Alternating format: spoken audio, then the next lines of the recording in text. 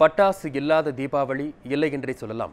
இந்த ஆண்டு தீபாவளி திருநாளுக்கு ஒளியூட்ட பல புதுவகைகளான பட்டாசுகள் சந்தைக்கு விற்பனைக்கு வந்துள்ளன. அதை பற்றி ஒரு செய்தி தொகுப்பை இப்போது பார்க்கலாம். சிறியவர் முதல் பெரியவர் வரை தீபாவளி திருநாளை குதூகலமாக கொண்டாடுவதில் பட்டாசு முக்கிய பங்கு வகிக்கிறது. சிவகாசியில் உள்ள சுமார் 800க்கும் மேற்பட்ட தொழிற்சாலைகள் பட்டாசு உற்பத்தியில் ஈடுபட்டுள்ள நிலையில் இந்த ஆண்டு பல்வேறு விதமான புதிய ரக பட்டாசுகள் அறிமுகம் செய்யப்பட்டுள்ளன. பல வண்ண ரகங்களில் தயாராகியுள்ள இந்த பட்டாசுகள் தீபாவளி அறிமுகமாக சந்தைக்கு வர உள்ளன.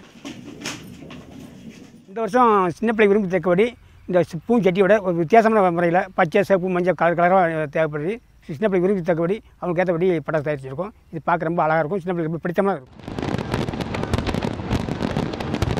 பல வண்ணங்களை உமிழும் வான வேடிக்கைகளும் வித்தியாசமாக ஒலிகளை எழுப்பும் வெடிகளும் இந்த ஆண்டு சிறுவர்களை குறிவைத்து சந்தையில் விற்பனைக்கு வந்துள்ளன.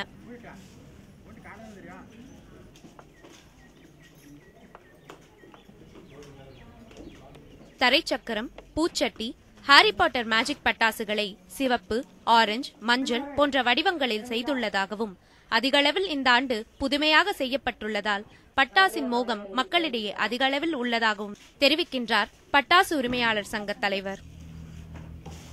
இந்தியாவில் செய்யக்கூடிய எந்த ஒரு பொருளும் ஃப்ரிக்ஷன் சென்சிட்டிவ் அல்ல, உராய்வினால் தீப்பிடிக்காது. ஆனால் சைனாலேருந்து வரக்கூடிய 95% சரக்கு உராய்வினால் தீப்பிடிக்கும்.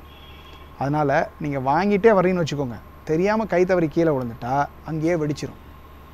இந்தியாவில் செய்யக்கூடிய எந்த ஒரு பொருளாக இருந்தாலும் 100% சேஃப். அதனால் கன்சியூமருக்கும் இதில் பாதகம் இருக்குது. இந்த தீபாவளிக்கு பல வகையான பட்டாசுகள் விற்பனைக்கு வந்திருப்பது பட்டாசு பிரியர்களான சிறுவர்களை மகிழ்ச்சியில் ஆழ்த்தியுள்ளது என்றே சொல்லலாம். ஒளிப்பதிவாளர் அருணுடன் ஜான்சி மலாஸ்ரீ, நியூஸ் 7 தமிழ், சிவகாசி. சிவகாசி அருகே பட்டாசு ஆலையில் ஏற்பட்ட வெடி விபத்தில் 3 பெண் தொழிலாளர்கள் உட்பட 8 பேர் காயமடைந்தனர். விருதுநகர் மாவட்டம் சிவகாசி அருகே தெய்வராஜ் என்பவருக்கு சொந்தமான பட்டாசு ஆலையில் தீபாவளிக்கான பட்டாசுகள் தயாரிக்கும் பணி நடைபெற்று வந்தது. துப்பாக்கி மூலம் வெடிக்கக்கூடிய கேப் வெடி பட்டாசுகளை தொழிலாளர்கள் தயாரித்துக் கொண்டிருந்தனர். அப்போது உராய்வு ஏற்பட்டு வெடி விபத்து நிகழ்ந்தது.